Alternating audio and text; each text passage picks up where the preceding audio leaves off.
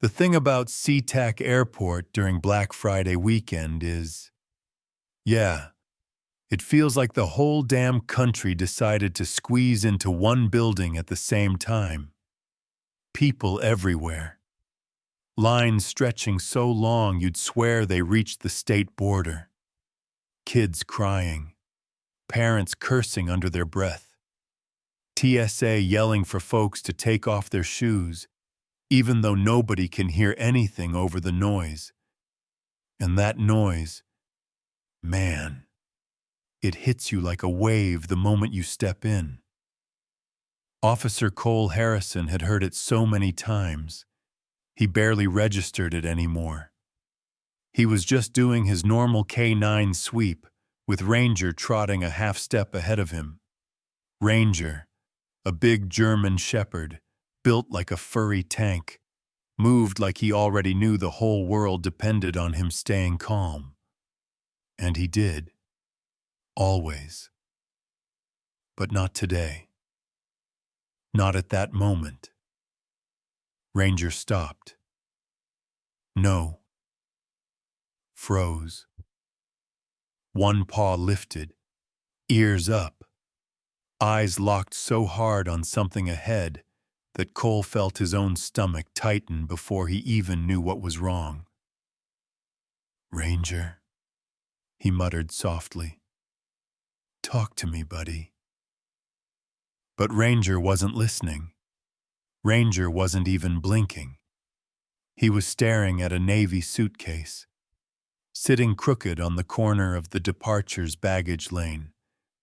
Just sitting there. Still. Normal. Boring. The kind of suitcase you've seen a million times on a million boring vacation trips. Then it moved. A sharp jerk. Like something inside hit the wall from the inside. And then... thump. Not loud, but loud enough. Cole's brain took half a second to catch up. "What the?" Ranger growled. Low, deep. A sound that didn't belong in a building full of people trying to get to Disneyland and in-laws' houses. Cole felt every hair on his arms lift. Hey, Ranger, heel." Nothing. The dog stepped forward, nose twitching, back muscles tensing like someone had flipped a switch from patrol mode to this is life or death mode. And then it happened again. Thump. Thump. 2 hits. Harder. Cole's hand was already on his radio. He hadn't even realized it. "Control.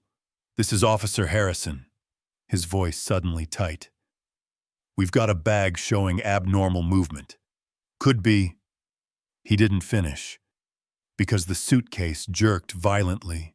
So violently, the entire baggage belt rattled. A woman screamed. Someone dropped their coffee. A baby went from whining to full-on meltdown. And Ranger lunged. Cole barely caught the leash before the dog yanked him forward. Ranger snarled, teeth flashing, body rigid as carved stone. "Back up!" Cole shouted. "Everybody back up now!" But nobody moved. They froze. The way animals freeze before an earthquake. Then panic hit, like a spark in dry grass. A man yelled, "It's a bomb!" A woman screamed, "Move! Move!" Chaos erupted. Cole's voice cut through it all. "Evacuate the lane! Go! Go! Go!" People stumbled backward, tripping over luggage, over each other, over the TSA ropes. A backpack spilled toys across the floor. Neck pillows crashed from a display. But nobody cared, because the suitcase moved again, harder, a sickening, heavy thud like something trying to break out. Ranger barked. Not a normal bark. A sharp, explosive sound that punched through the chaos like a siren. Cole's heartbeat slammed against his ribs. This wasn't normal. No animal trapped in luggage should still be alive. No bomb acts like that. No device thumps. No machine cries. Cry. God. That thought chilled him. "Everyone clear the belt!" Cole yelled, dragging Ranger closer. "Move, move, move!" But the crowd was already stampeding. Officers shouting. Passengers scrambling. Barricades slamming against the tile like gunfire. The airport, the whole massive place, felt like it stopped breathing, just held its breath. Waiting. Ranger pulled harder. "Easy, buddy. Easy!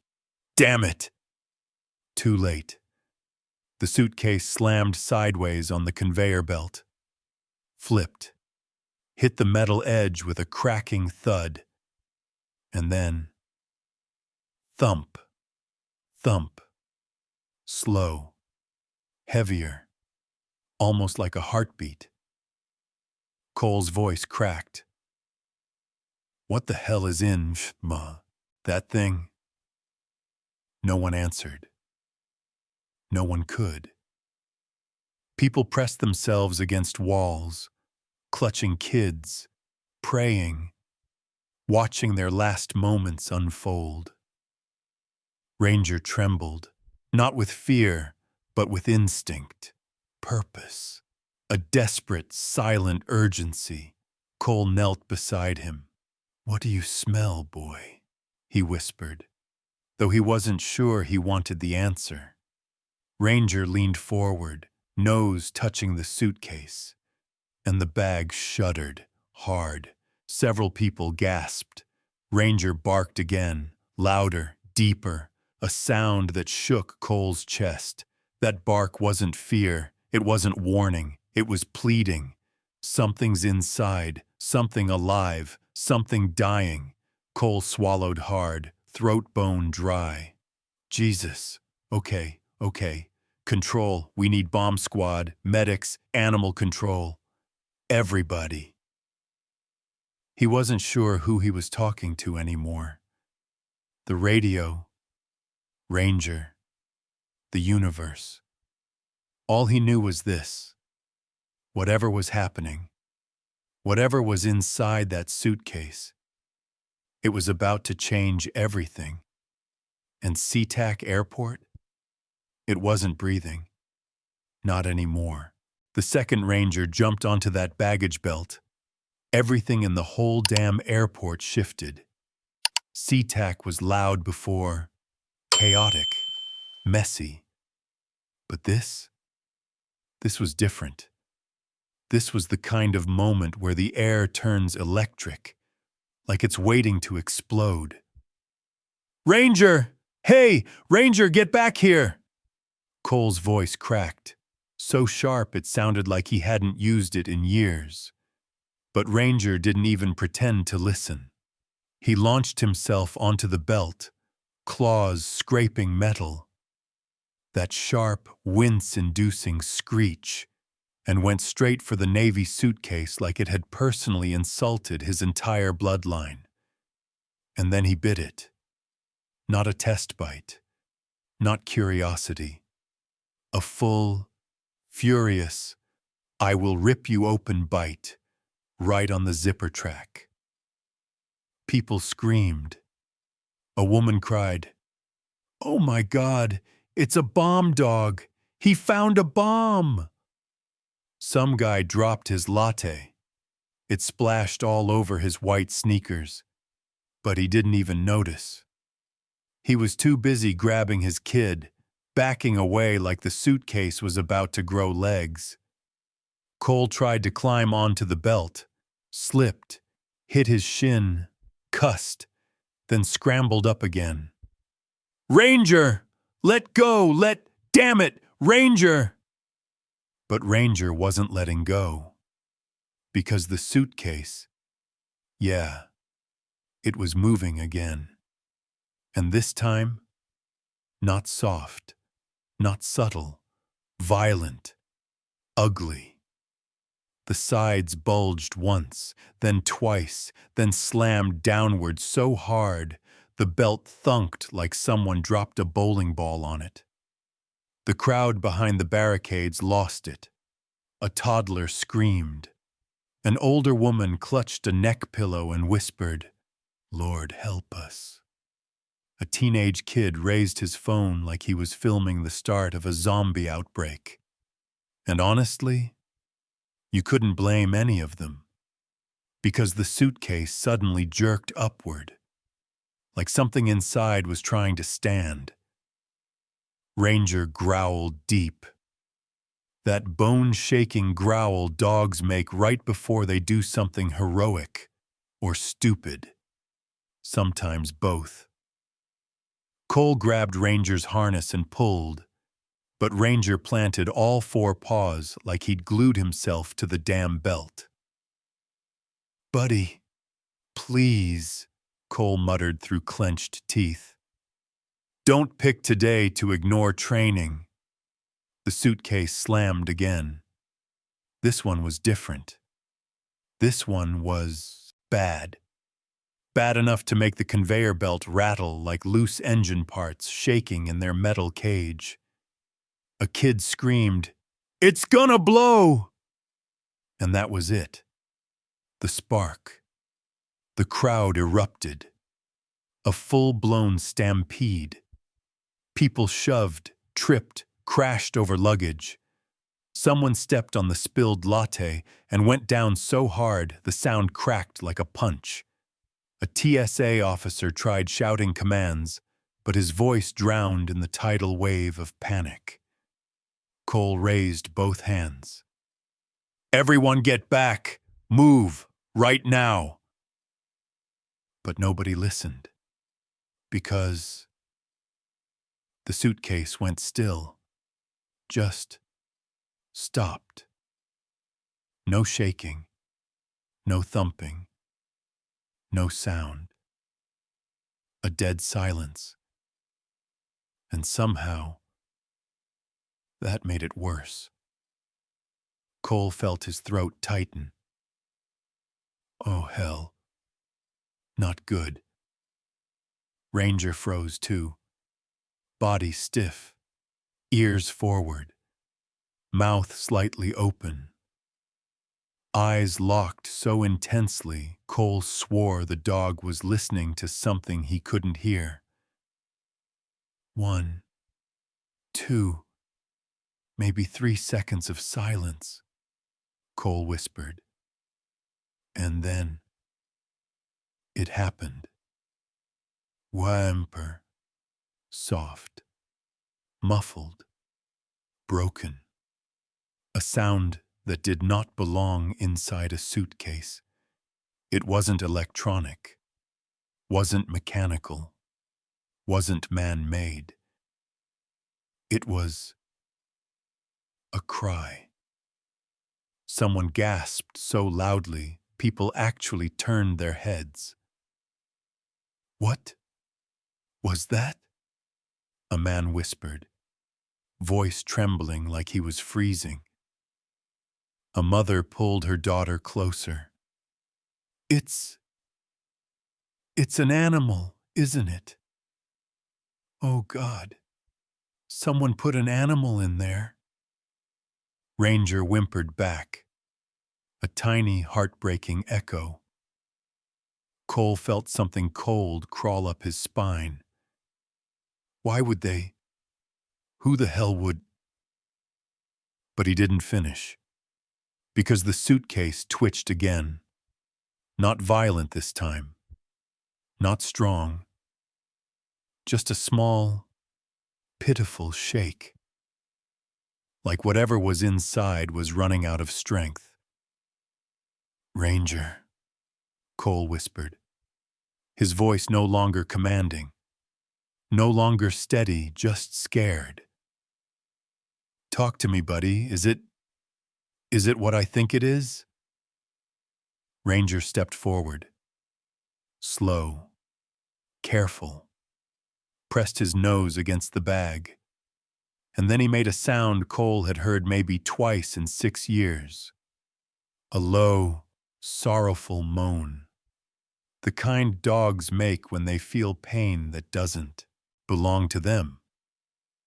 A few passengers started crying. A teenage girl covered her mouth. No, no way. Is something alive in there? A businessman stammered. Shouldn't someone, I don't know, open it? Cole raised a shaking hand. Nobody touches it. Not until bomb squad arrives. Saying it made him feel sick, because he could hear it again. Another soft whimper, weaker now. Tired. Fading. Cole, another officer whispered behind him. What if whatever's in there doesn't have much time? Cole swallowed. I know. Ranger nudged the suitcase once more, and the bag nudged back. Barely. Weak, but alive. Everyone saw it. Everyone felt it. And in that exact moment, SeaTac Airport went dead silent. No footsteps, no crying, no murmurs, no alarms. Just a tiny life in a Navy suitcase, begging for help. And Ranger standing over it, like he could hear a heartbeat no one else could. Time stretched thin, so thin it felt like it might snap. Cole took a slow breath. Okay, he whispered. Okay, something's alive in there. And we're not letting it die. After that last tiny whimper slipped out of the suitcase, it felt like the entire airport was holding its breath. Nobody moved. Nobody blinked. Nobody knew what came next. But what came next hit harder than anyone was ready for. The bomb squad tore across the terminal, heavy suits thudding against the tile, each step sounding like they were wading through molasses. One of them, a woman with her helmet tucked under her arm, skidded to a stop next to Cole. What's the status? Cole swallowed. The bag's moving, and something's alive inside. She stared at him, like she desperately wished he was joking. Alive? Before he could answer, Ranger barked. A sharp, explosive snap of sound that made everyone flinch. That, Cole said quietly, is your confirmation. The team moved instantly, shields up, scanners humming, tools sliding into practiced hands. The leader knelt, sliding thin, specialized tools under the zipper. Okay, she whispered. Nobody breathe wrong. People behind the barricade covered their mouths. A little boy hid behind his dad's leg. Someone whispered a prayer that trembled in their throat. The leader flicked a latch. A tiny metallic ping echoed far too loud. And then she lifted the lid. Not fast, not slow, just careful. Cole didn't blink. Ranger didn't breathe. The crowd didn't make a sound. Inside the suitcase, Butters, a tiny corgi puppy, 9 weeks old at most. He wasn't sleeping. He wasn't resting. He was convulsing. His little body jerked in awful, slow spasms, like he was fighting something no one could see. His mouth covered in thick white foam, tongue pale, limp, and his eyes, God, they were cloudy, glazed, halfway gone. The air cracked like glass. Someone gasped, a sharp, choking sound. Another whispered, "Oh my God." No! A tough-looking TSA agent covered his mouth and turned away. But nothing hit as hard as the scream. A little girl broke through two adults, blonde hair flying, red light sneakers blinking with every step. Mila Turner, 10 years old, and already carrying too much grief for someone her age. She skidded to a stop, saw the puppy. No! No, no, no, no! Her whole face collapsed. Tears burst out instantly, like a dam breaking from the inside. Mom! Mom, he looks like Biscuit! He looks just like... Her voice shattered. People turned. Some recognized the name. Biscuit. Her corgi. Killed by a speeding pickup 1 month ago. Right in front of her. So seeing Butters now, same ears, same muzzle, same colors, barely breathing. Yeah, it broke her. She sobbed so violently her mom had to catch her just to keep her standing. He's cold. Biscuit was cold too. Even the bomb tech leader blinked hard and looked away, forcing her voice steady. Medics! We need medics right now! 2 medics rushed in. Thermal blanket, oxygen gear, lifting Butters with urgent, trembling hands. He's hypothermic, one said. Oxygen dangerously low. Yes, he's alive, sweetheart. But he's barely... Mila covered her ears. I can't. Please don't say he's dying. I can't.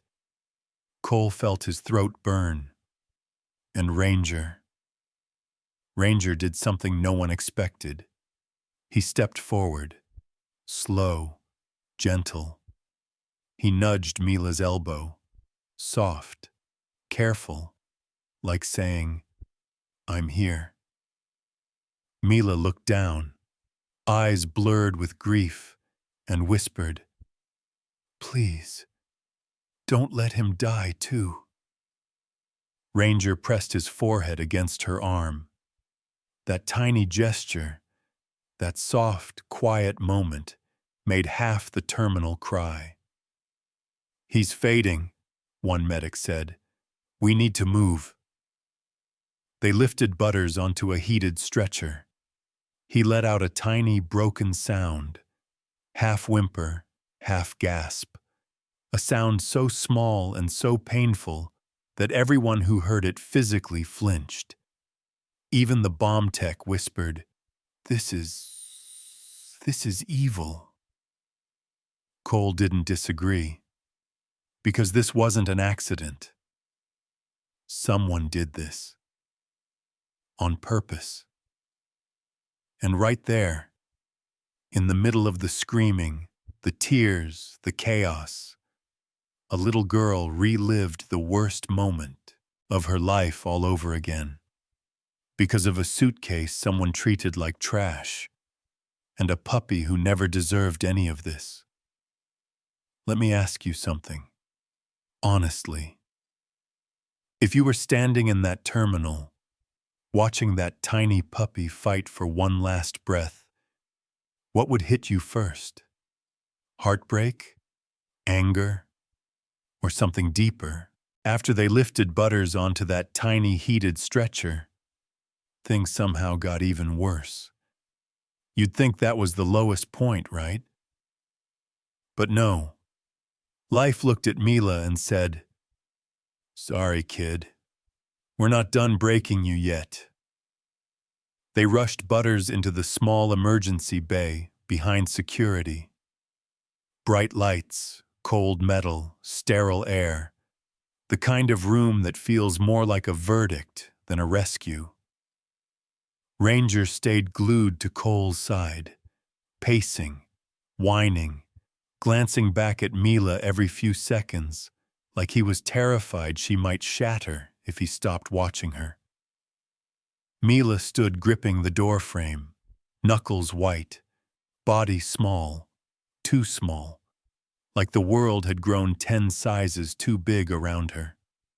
The medics worked fast. Oxygen mask, warm saline, rubbing Butters's paws, checking vitals, turning him to clear his airway. It was chaotic, but quiet.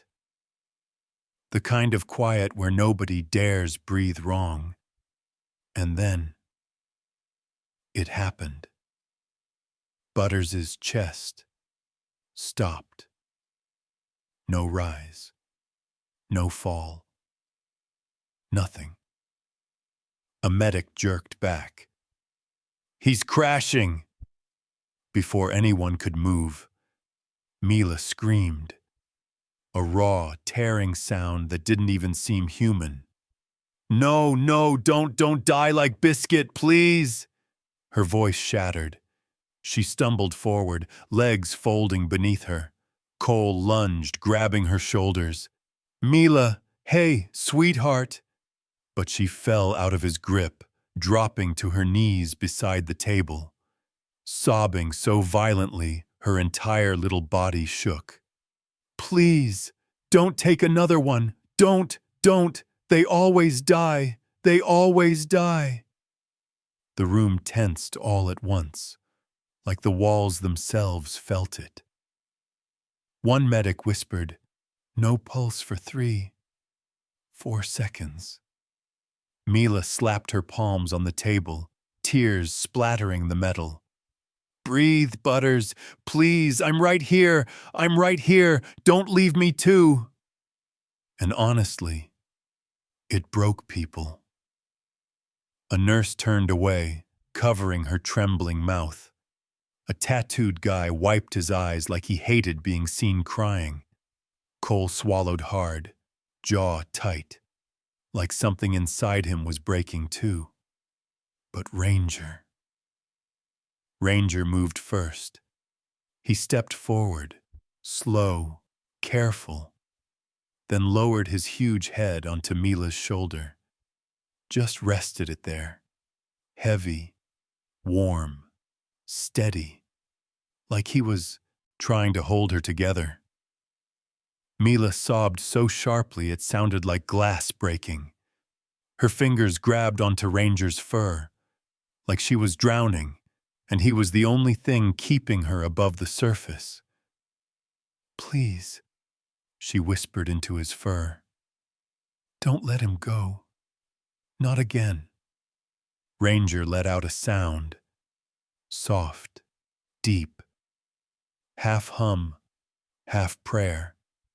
A sound so ancient it made every hair on Cole's arms rise. The room fell silent. A silence so heavy it felt like grief itself was sitting beside them. The medic pressed 2 fingers to Butters's chest. "Come on, little guy.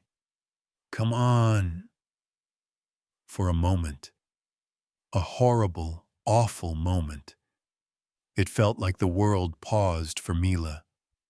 Then, Butters's tiny paw twitched, so small it was almost nothing. But then, his chest rose, barely, a thin, shaky gasp. The medic's voice cracked. "We've got shallow breathing, very shallow, but it's there." Mila's head snapped up. He's alive? He's..." The medic nodded, eyes wet. "He's fighting. He's really fighting." Mila broke. But this time it wasn't the kind that destroys you. It was the kind that makes your body collapse in pure, shaking relief. She pressed her forehead to the table, sobbing, "Thank you. Oh God, thank you." Ranger nudged her cheek gently, like he was trying to wipe her tears himself. Cole squeezed her shoulder. "He's not out of danger yet, but he's not leaving you. Not today." The medics kept working. Oxygen, warming, stabilizing, their voices soft, solemn. It felt like a room where funerals and miracles sound exactly the same. Because for a moment, everyone thought they'd watched a little girl lose her heart for the second time. And somehow, that tiny puppy clawed his way back. Mila whispered it over and over, like a fragile prayer she was terrified to let go of. "Please stay, please stay, please stay." Everyone heard it. Everyone felt it. And honestly, let me ask you something. If you were standing there, right next to Mila, watching that tiny puppy pull one more breath from the edge, what would hit you first? Heartbreak? Relief? Or raw, shaking gratitude that he chose to stay? After Butters took that tiny, shaky breath, you'd think the worst was over. Yeah. No. Not even close. Because the moment the medical team stabilized him enough to move him to the diagnostics counter, that's when the real horror started spilling out. Piece by piece, like tearing open a wound and finding something even uglier underneath. A Homeland Security officer rushed in, carrying the dissected Navy suitcase. Liner peeled open, compartments exposed like guts. He slammed it onto the table. "Everyone needs to see this. Now!" Cole turned. "What did you find?" The officer didn't answer. He didn't have to, because the moment he flipped the case fully open, the entire room recoiled. Inside the false bottom were tools, not travel tools, not anything normal, but instruments designed by someone with no soul whatsoever. A silver injector, tip stained dark. A microchip sealed in a sterile pouch. 2 cloudy vials with handwritten labels, unreadable, ominous. Thin wires embedded into the suitcase wall feeding into a blinking microtransmitter. It looked less like luggage and more like a torture kit built by a scientist who'd forgotten he was human. Mila stared, blank, frozen, like her brain refused to process what she saw. A medic whispered, horrified, "This wasn't smuggling. This was experimentation." Another tech examined the vials. "These compounds restrict oxygen absorption, force the body to burn air twice as fast." Cole felt something cold slide down his spine. That explains why he was suffocating. The officer nodded grimly. That's not even the worst part. He moved to Butters, still gasping under the oxygen mask, and gently lifted his tiny front leg. "Look at this." A shaved patch, a red mark, a fresh cut. Precise, deliberate, wrong. He pressed lightly, and something shifted under the skin. Mila's breath broke like glass. "What? What is that? What's inside him?" A tech swallowed hard. "A chip," Someone implanted a micro device. Mila's face twisted. In his body? Cole felt sick. Another medic scanned again. This isn't a tracker. It's a storage chip. Biodata. Bio... what? Mila whispered. Homeland agent stepped closer, voice low, heavy. Some criminal groups use animals to transport biological data they can't send digitally. DNA sequences, lab results, formulas, things they don't want traced. Mila stared, processing, breaking, and then her sadness shifted. It ignited. She stepped back, fists curling. How could anyone do this to a baby? He's just a baby! Her voice cracked mid-scream, splintered, like it tore straight out of her soul. The entire room flinched, even the officers who'd seen the worst of humanity. Ranger reacted instantly, hackles rising, lips curling, a deep, thunderous growl vibrating from his chest, a sound that warned every living thing to stay the hell back. Cole placed a steadying hand on him. Easy, boy. I know. But honestly, he felt the same fire boiling in his chest. Mila shook her head violently, tears dripping off her chin. Why would someone hurt him? Why would they put things inside him? Why would they make him almost die? A medic tried to speak gently. Sweetheart, these people don't see animals the way we do. The Homeland agent finished. They use them, like disposable containers. Mila's knees buckled. Cole caught her before she hit the floor. This is sick, she whispered, voice trembling. It's not human. No one disagreed. The officer pointed to the transmitter. This was reading his vitals. Someone was monitoring him the whole time. And what, Cole snapped, were they going to do if he died? The officer's voice went hollow. Nothing. They would have just lost the data. Ranger growled louder. A rolling, furious thunder beneath Cole's hand. Mila looked at Butters. Tiny, limp, fighting for every breath. She wiped her tears with the back of her shaking hand. They hurt him, she whispered. Just like they hurt Biscuit. People who don't care. They always hurt the small ones. She buried her face in Ranger's fur. He leaned into her. Steady, protective, warm.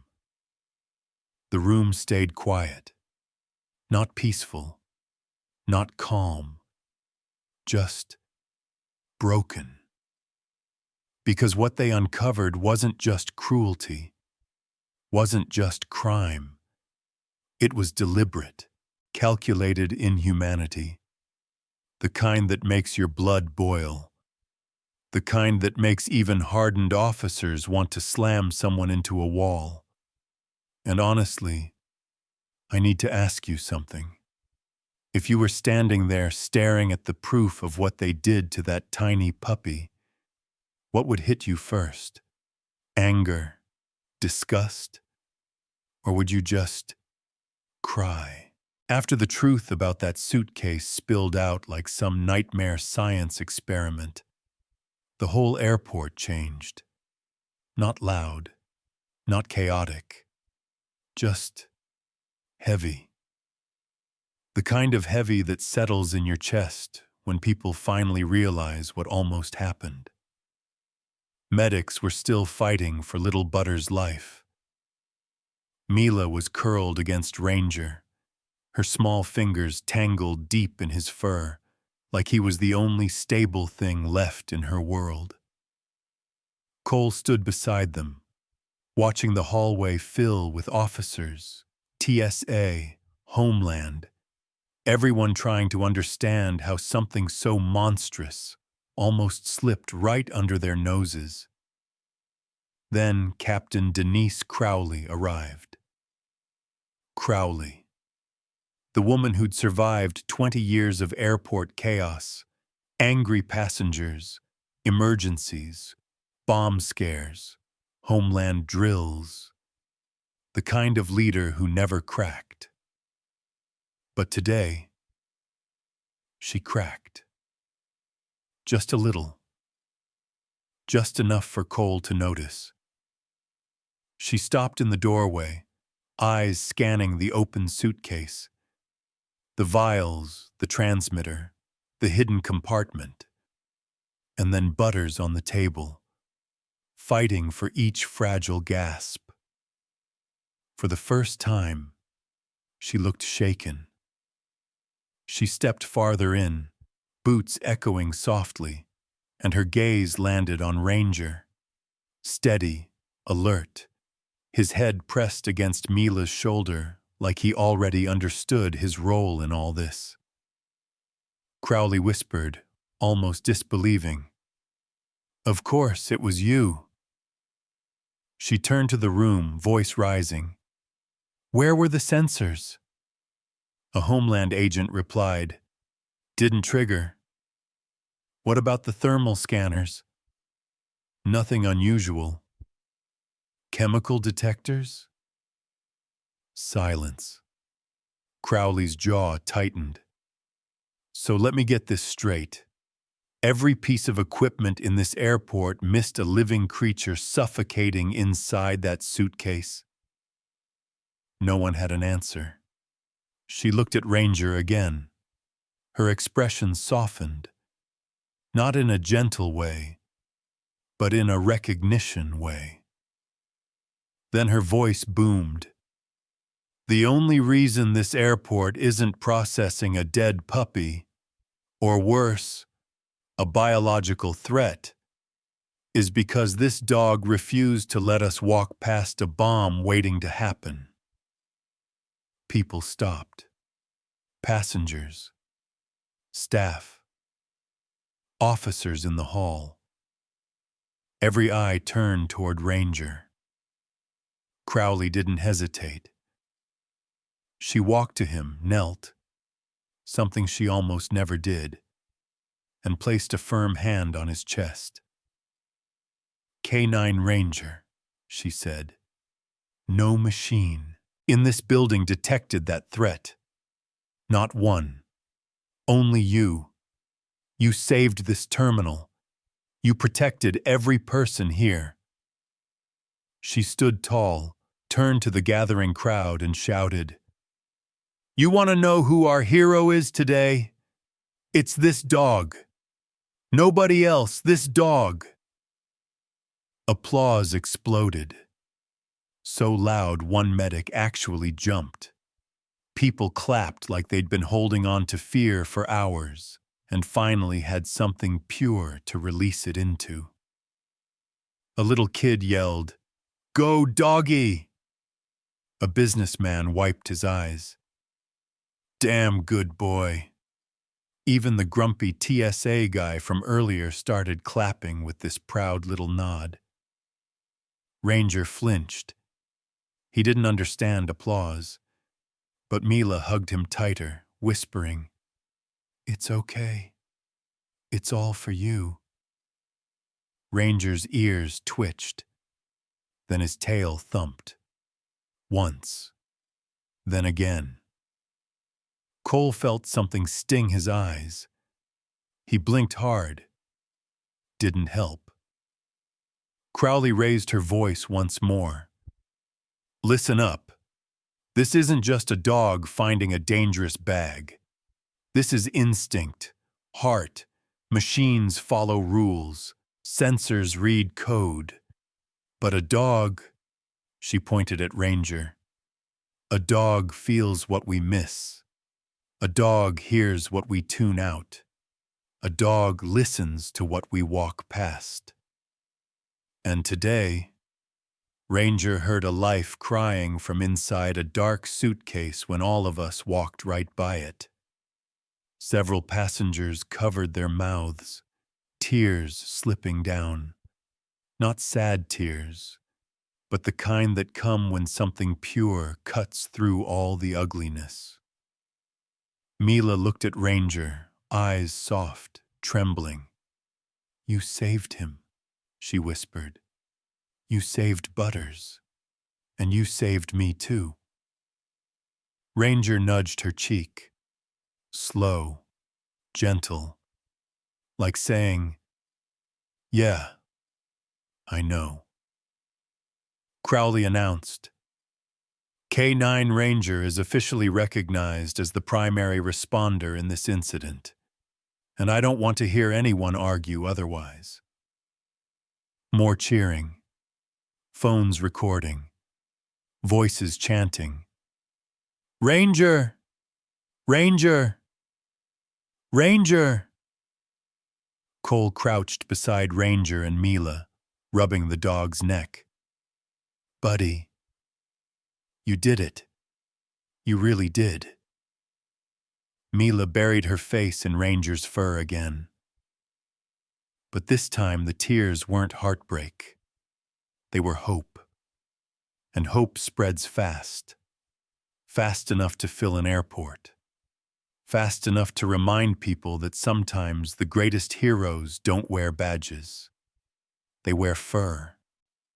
After the applause finally died down, after everyone dared to believe the nightmare was over, yeah, that illusion didn't last long, because trouble wasn't done with them. Not even close. A Homeland officer burst through the doorway, tablet in hand, chest heaving like he'd sprinted across the entire terminal. "We've got movement," he gasped. "Suspect identified. She's still in the building." Cole stiffened. "Who?" The officer spun the tablet around. A grainy feed. A woman running. Black hoodie. Dark braid. Baseball cap pulled low. Fast. Too fast. Name: Lena Morell. Flag: biotech trafficking. High risk. Cole muttered, "You've got to be kidding me." Crowley swore under her breath.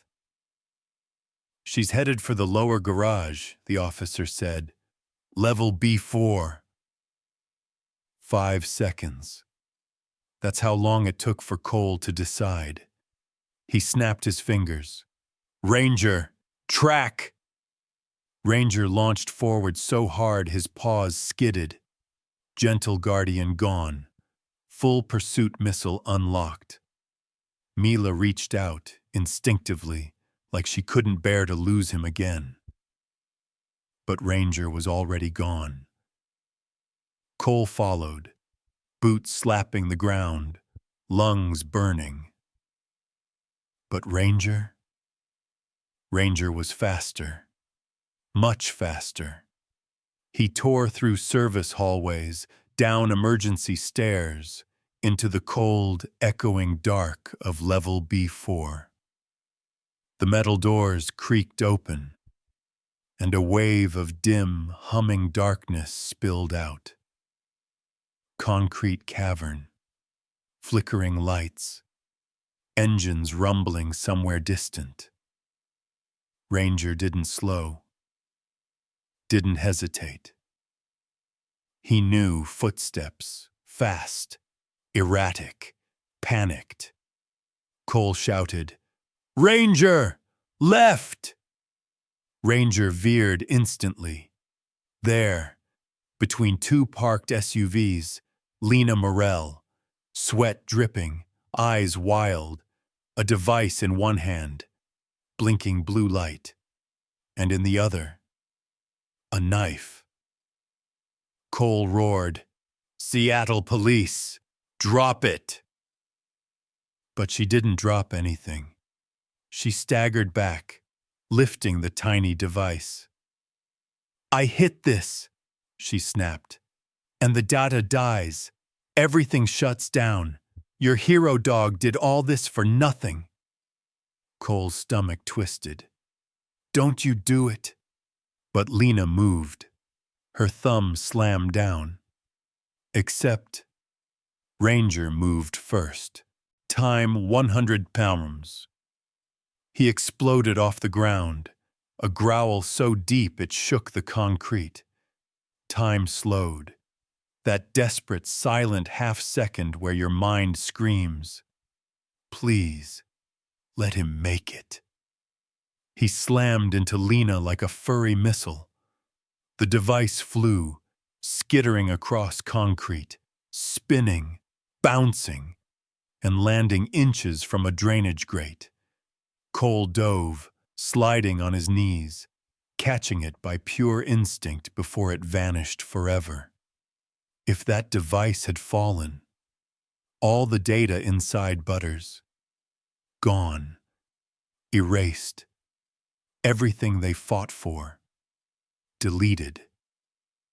Ranger saved it with maybe 0.4 seconds to spare. Then, Lena screamed.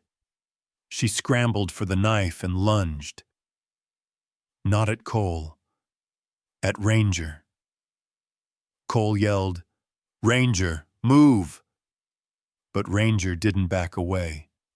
He stood firm, teeth bared, growling like every nightmare she'd ever had was standing right in front of her. Lena slashed. The blade missed Ranger's throat by an inch. Too damn close. Cole raised his weapon. "Drop the knife!" Lena spun toward him, hissing, "Shoot me and the others come for you next!" "Drop it!" Ranger barked, a sound like a whip crack through the dark. She turned back toward him. Big mistake. Ranger leapt, knocked her flat. The knife skittered away. Cole kicked it out of reach and cuffed her in one fluid movement. Lena thrashed, then went still. "You have no idea," she spat, "what you've stepped into." Cole hauled her up. "Yeah? Well, congratulations. You're done stepping anywhere." Backup stormed in. Homeland, TSA, airport security. One officer picked up the device, examined it wide-eyed. If she'd activated this, everything would have been wiped. Cole looked down at Ranger, panting hard, alert, ears sharp, watching Lena like he was memorizing every detail. Cole knelt. "You good, buddy?" Ranger nudged his hand.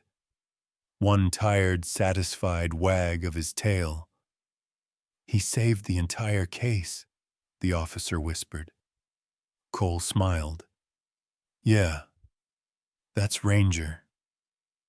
In the dim garage, surrounded by concrete, danger, adrenaline, Ranger looked like the only light in the whole damn place. And honestly, if you were standing down there, watching this dog tackle a criminal, save a life, and stop a bio-trafficker with the 2 milliseconds left, what would you feel? A. Cheering him on. B. Scared out of your mind. C. Furious at the suspect. D. All three at once. After that insane chase in the garage, after the knife, the shouting, the device nearly sliding into the grate, you'd think people would finally get a second to breathe. But when Cole and Ranger stepped back into the bright hallway outside the medical unit, It felt like the entire airport exhaled before either of them did. Mila saw them first. The moment Ranger rounded the corner, dust on his fur, chest still rising fast from the pursuit, eyes sharp and alert. Mila didn't hesitate. She didn't think. She didn't blink. She ran. "Ranger!" Her voice cracked. Half sob, half scream, as she sprinted toward him like he might disappear if she didn't reach him fast enough. Before Cole could move, Mila threw her arms around Ranger's neck. Full weight, full emotion, burying her face in his fur. She sobbed so hard her whole body shook. Big, gasping sobs that came from somewhere deep, deeper than just today. "Oh my God. Ranger. You're okay. You're okay." Ranger froze for half a second, surprised. Then he softened. His tail lowered gently. He dipped his head until his forehead rested against her small chest, right over her heart. Like he was listening to it. Like he was matching his breathing to hers. Like he was telling her, "I'm here. I chose you. You're mine now." Cole stepped back, instinctively, like he knew this moment wasn't his to touch. Mila's mom rushed up behind her, breathless. "Mila, baby, careful. Ranger he just went through something dangerous." But Mila shook her head hard, pressing her cheek deeper into Ranger's fur. "I don't care," she whispered. "He saved Butters. He saved everyone. He saved—" Her voice cracked, soft and shattering. "He saved my heart." Ranger let out a low, warm rumble, not a growl. A sound dogs make when they know someone needs comfort more than air. Cole swallowed, blinking hard. Emotion hit him like a punch he never saw coming. And then a sound came from the medical room. A whine. Tiny, wobbly, alive. Mila froze. So did Ranger. So did Cole. A medic called, out. "Officer Harrison, you might want to see this." Mila bolted inside, nearly slipping from how fast she moved. Butters was awake. Barely, but awake. His eyelids fluttered. His little head wobbled. His ears twitched at the sound of voices. Then he saw Ranger, and something changed.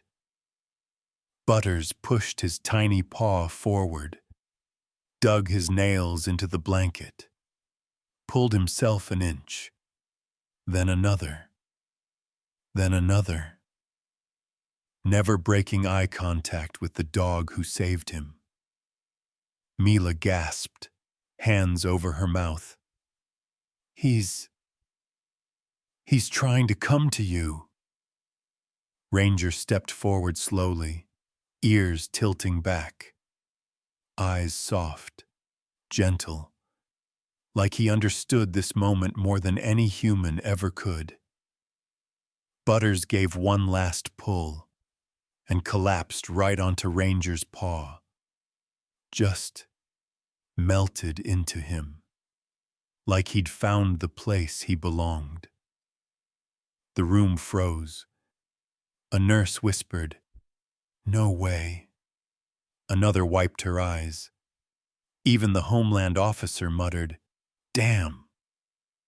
Mila let out a trembling, breathy laugh.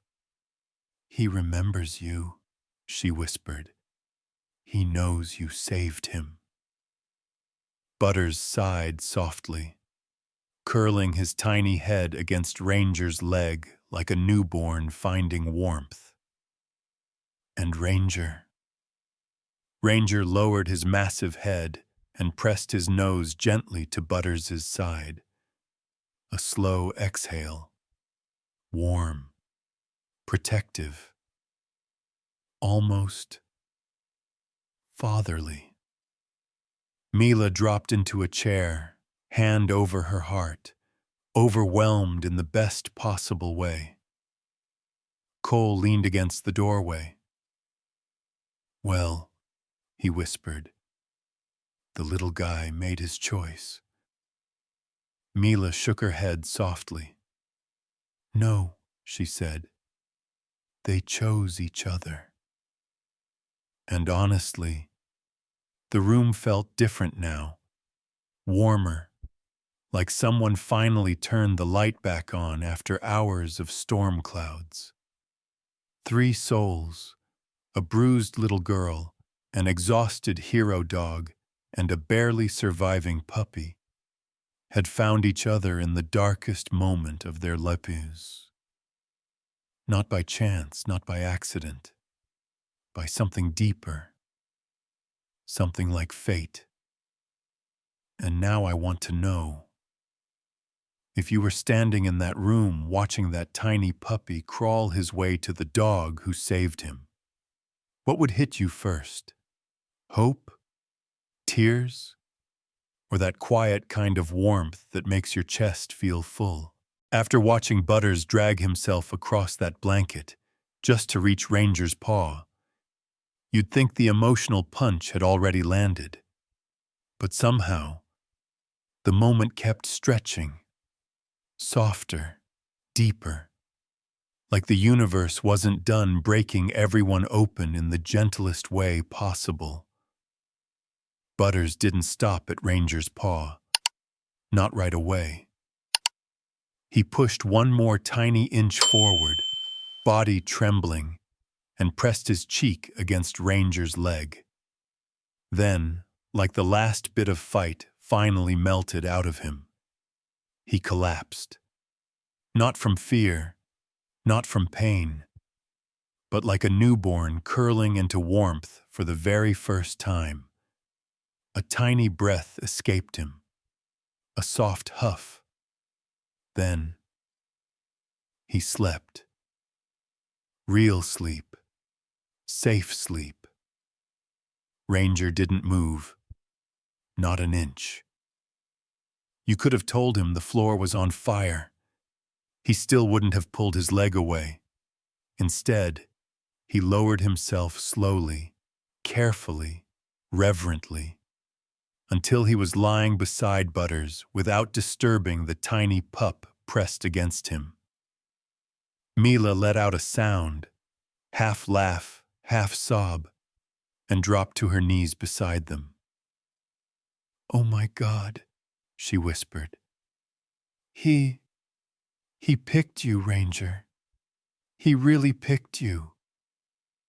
Her hands trembled as she touched Butters' tiny back, barely brushing him, as if she was scared he might vanish if she pressed too hard. Butters didn't wake. He just breathed, slow, warm, steady, right against Ranger's fur. Mila cried again, but this time the tears were soft, warm, the kind of tears that finally escape when your heart gets to breathe after breaking for too long. She wrapped her arms around Ranger's neck and rested her forehead against the side of his face. "Thank you," she whispered into his fur. "Thank you for saving him. Thank you for not giving up." Ranger made that low, comforting rumble again. Not a growl, but the sound dogs make when they're holding someone together. He nudged her shoulder gently, as if saying, "You're not alone anymore." A nurse nearby, Someone who'd been holding herself together all this time, finally broke. She pressed a hand to her chest and whispered, "I think we just witnessed a miracle." Someone sniffled. A TSA officer wiped his eyes. Cole stepped back, pretending to adjust his radio, but everyone could see the shine in his eyes. The whole room shifted, like a heavy fog had finally lifted, like everything wrong in the world paused long enough for something perfect to take its place. Ranger lowered his muzzle to the floor, right beside Butters, not touching, not crowding, just close, breathing slow, synced with the tiny pup sleeping against him. Mila slid closer and sat cross-legged on the floor. Without thinking, she placed one hand on Ranger's back and one hand on Butters's side, connecting them, connecting herself. 3 broken hearts, finally finding someplace soft to land. Cole watched the 3 of them, and something warm tightened in his chest. It hit him all at once. This wasn't just a rescue, wasn't just a heroic dog, wasn't just another case saved. This was healing, real, raw, unmistakable healing. Mila whispered, "You're both my heroes." Butters shifted at the sound of her voice, nose nudging her sleeve, a soft, content little whimper leaving him. Ranger felt it instantly. His tail tapped the floor once, then twice, then rested. Mila gave a watery, quiet laugh. "He knows us. He really knows us." A nurse stepped closer, voice gentle. "Sweetheart, some bonds just happen. They don't need time. They don't need explanation. They just are." Mila nodded, tears slipping again, but her smile stayed. No one spoke after that. No one dared interrupt the moment. Even the medical machines seemed to soften their sounds, as if they understood the room needed silence. Butters's tiny breaths rose and fell. Ranger's chest moved in slow, steady waves. Mila sat between them, holding both, like she'd finally found something she'd been missing for a long, long time. The adults, every single one, just stood there and watched. Because what do you do when you see something so gentle, so pure, so undeservedly beautiful? You shut up. You breathe. You let yourself feel it. Cole whispered, "If this isn't a miracle, I don't know what is." Mila looked up at him, eyes red, puffy, exhausted, but filled with something new. Light. Real light. "I think," she said softly, "he's gonna be okay." Cole nodded. "Yeah, kid. I think you all are." Ranger closed his eyes. Butters slept deeper. Mila rested her hand over both of them, like she was sealing the moment into her heart forever. Time 1800 pounds. And honestly, watching the 3 of them like that, yeah, it did something to people. It made strangers cry, made officers clear their throats, made nurses reach for each other's hands. Because healing isn't quiet. Healing isn't small. Healing is loud in the softest way possible. And that tiny puppy curling into his hero's paw That healed everyone in the room, even if they didn't know it yet. After that quiet, healing moment in the medical room, Mila, Ranger, and Butters curled together like three pieces of one broken soul finally fitting back into place. You'd think things would finally slow down. But nope. The world had already started spinning way faster than anyone expected. Because someone, no one knew who yet, had recorded the moment Ranger bit the suitcase. Then the moment he growled at it. Then the moment it thumped back. Then the moment he leapt onto the conveyor like a four-legged superhero. And that video didn't just spread. It detonated.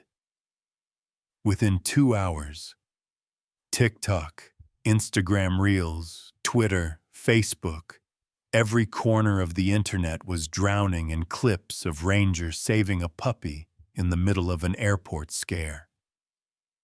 By morning, national anchors replayed it with dramatic music and headlines like, "Hero K9 saves puppy in airport scare. Thanksgiving miracle at SeaTac.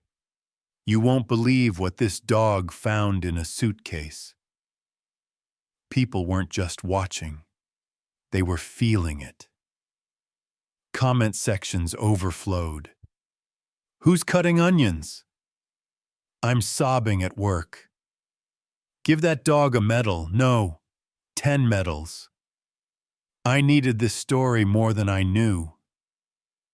By noon, Ranger had unofficial titles: the Guardian of Thanksgiving Weekend, America's Bravest Heart, the dog who saved a baby and a nation's mood.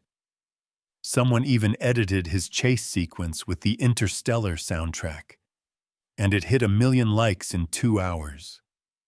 Meanwhile, at the K9 office? Yeah, chaos. Cole walked in and couldn't even see the floor. Flowers everywhere. Treat boxes stacked like Jenga towers. Letters, cards, stuffed animals, drawings of Ranger holding little cartoon Butters. A news crew camped outside the building. One reporter asked, "Officer Harrison, can Ranger step outside for a hero's wave?" Cole blinked. "Ma'am, he's a dog." She didn't care. "A hero dog, officer. America wants to see him." Meanwhile, at Mila's home, Mila sat cross-legged on the couch, wearing fuzzy socks. Butters, wrapped in a tiny blanket, slept in her lap, still wobbly but safe. Ranger lay on the rug nearby, finally resting, tail thumping softly every time Mila looked at him.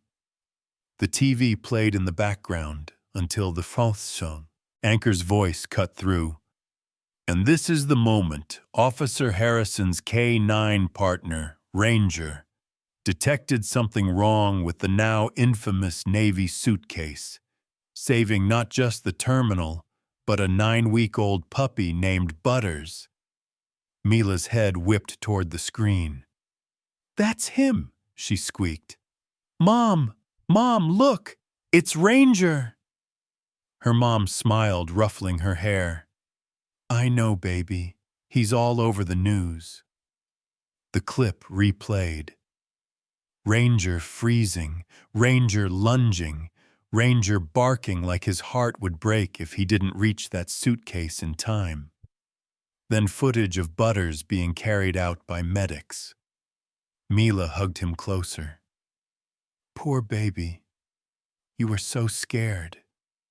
Another segment rolled. Airport staff in interviews. A woman said tearfully, "That dog. He just knew. Machines didn't know. But he did. He felt something we didn't." Mila whispered, "Yeah, that's Ranger." The anchor continued. Americans across all 50 states are sending letters, donations, treats, flowers, and messages of thanks to the Port of Seattle K-9 unit. Her mom turned to her. You proud of him?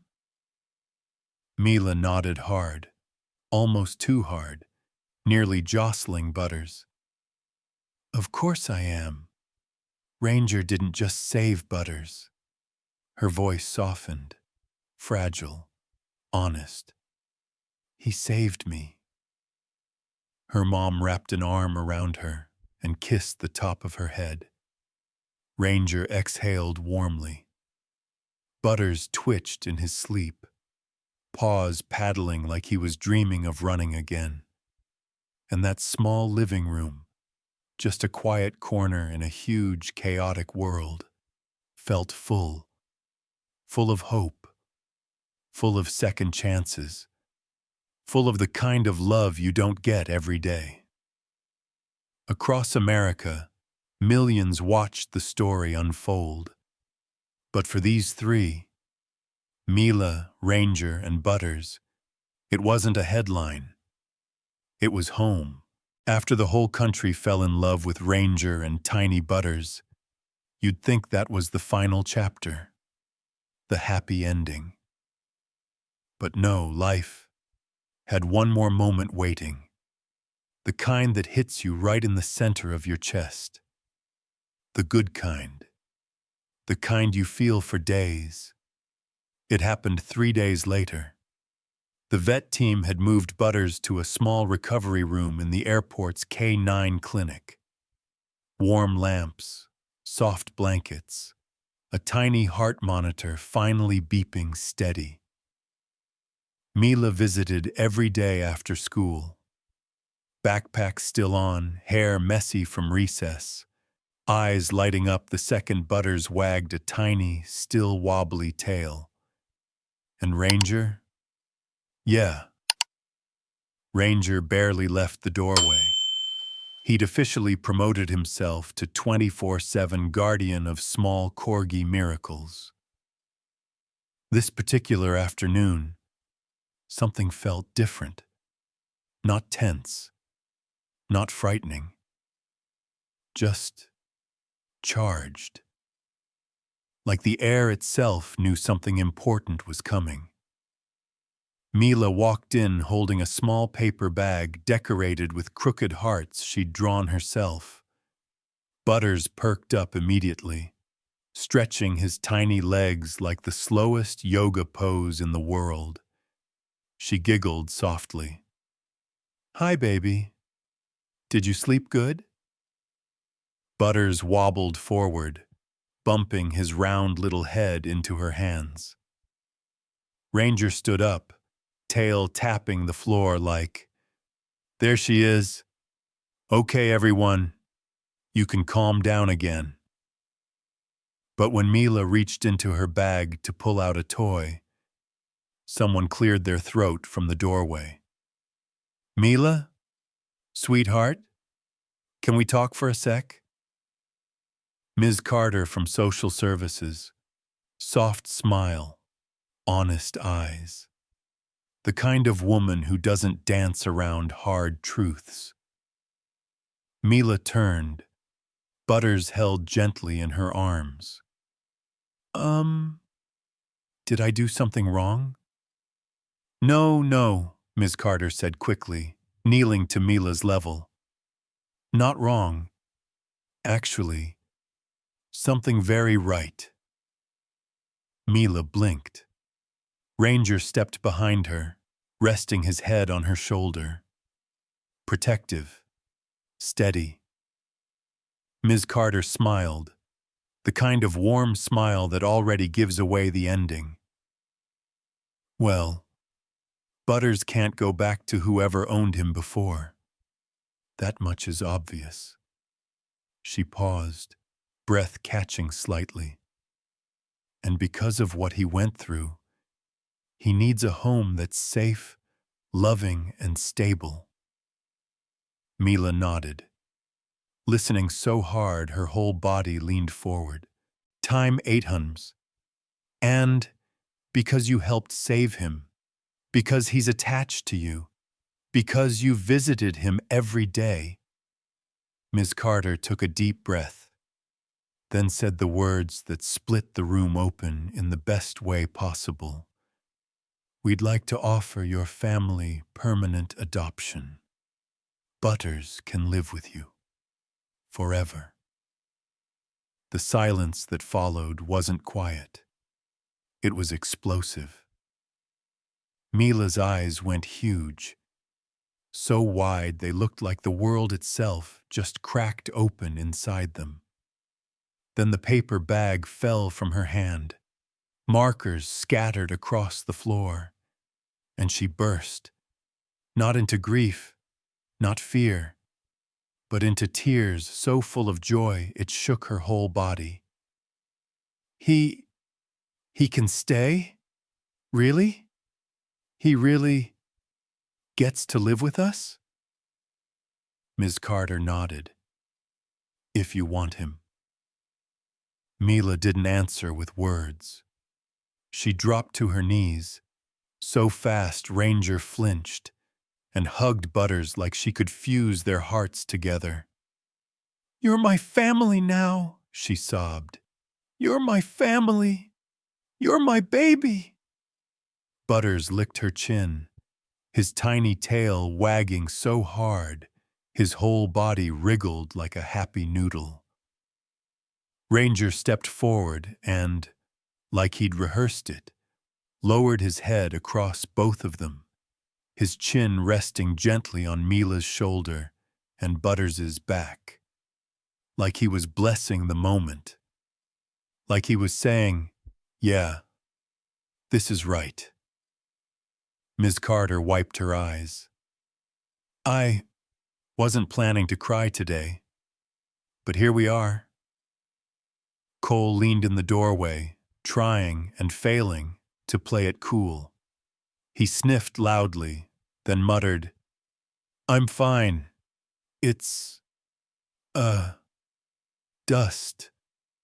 There's dust in here. Nobody believed him. Mila's mom stepped in behind him, hands over her mouth, tears already falling. Oh, baby, she whispered. Come here. Come here. Oh, my God. She knelt and wrapped her arms around Mila, Butters, and Ranger. One messy, beautiful group hug.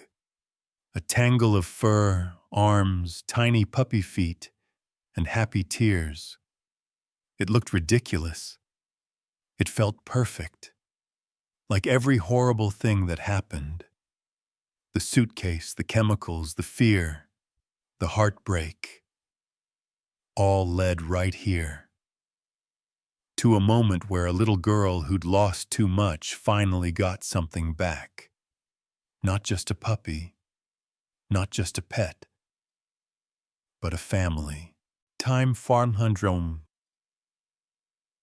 Ranger nudged Mila's cheek gently. She laughed through tears and hugged him too. You saved him, she whispered. And you saved me. Both of us. Ranger didn't make a sound. He didn't have to. Everyone understood when he leaned softly into her hand. The room stayed warm, quiet, safe. A moment adults remember forever, and kids build their hearts around. Butters fell asleep in Mila's lap. Ranger laid beside them like a giant furry shield. Mila's fingers played with both their ears, her eyes glowing with something she'd lost when Biscuit died. And the grown-ups? Yeah. They cried. Every single one. Because love, real love, is never quiet. After social services made it official, after Butters finally had a real home waiting for him, the whole world around Mila seemed to shift. like the air got lighter, softer, like all the sharp edges life had thrown at her were finally dulling out. And to wrap it all together, life gave her one more moment, one she'd remember long after she grew up. It happened that Sunday. The weather was one of those rare Seattle afternoons where the sky wasn't gray or moody or threatening to rain every 10 minutes. Instead, it was clear, warm, crisp, that orange gold kind of sunlight that makes everything look prettier than it actually is. Cole invited them to the K-9 training field behind the airport.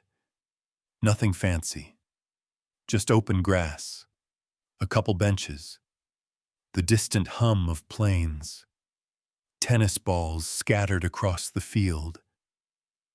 But the way the sun hit that field, it looked like a painting.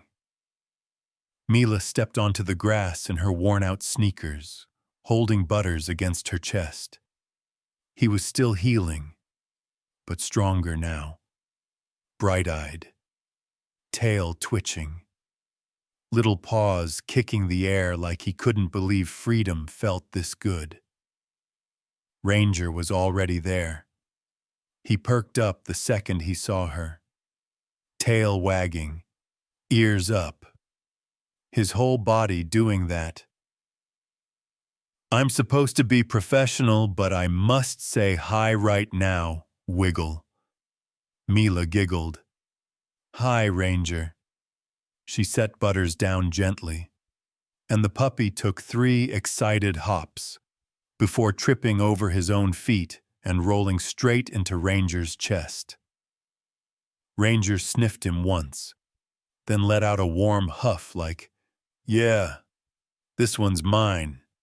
Everybody keep an eye on him." Mila lay down on the grass beside them, stretching out like she was making a snow angel. Butters crawled onto her chest, his favorite place, circled once and plopped down with a tiny sigh. Ranger circled them slowly before settling on Mila's right side, his nose brushing her cheek as he lowered himself into the grass. And that was it. No rush, no noise, no fear. Just 3 souls who'd survived something awful finally letting their bodies relax into something peaceful.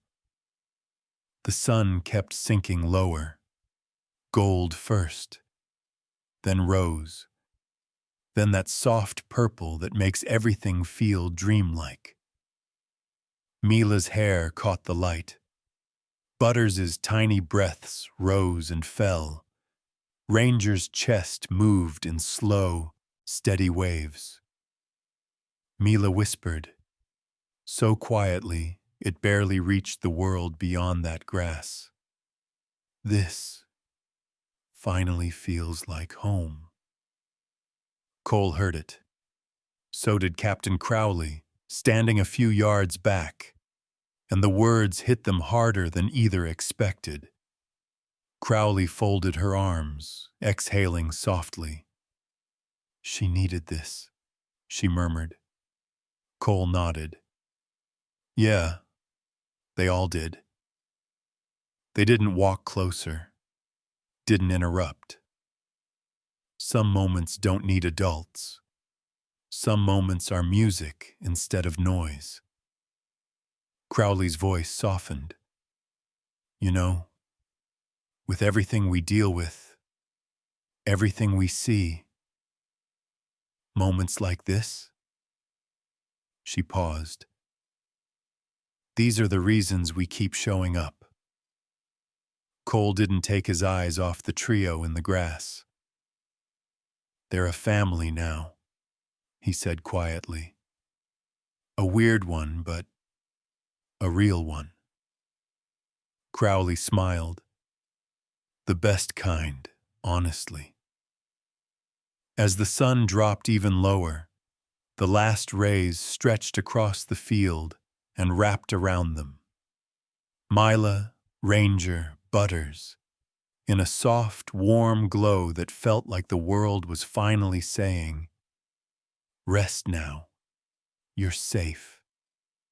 And honestly, if you were standing at the edge of that field, watching those three rest together under a Seattle sunset, what's the first thing you think you'd feel? A, peace. B, gratitude. C, hope. D, all three hitting you at once?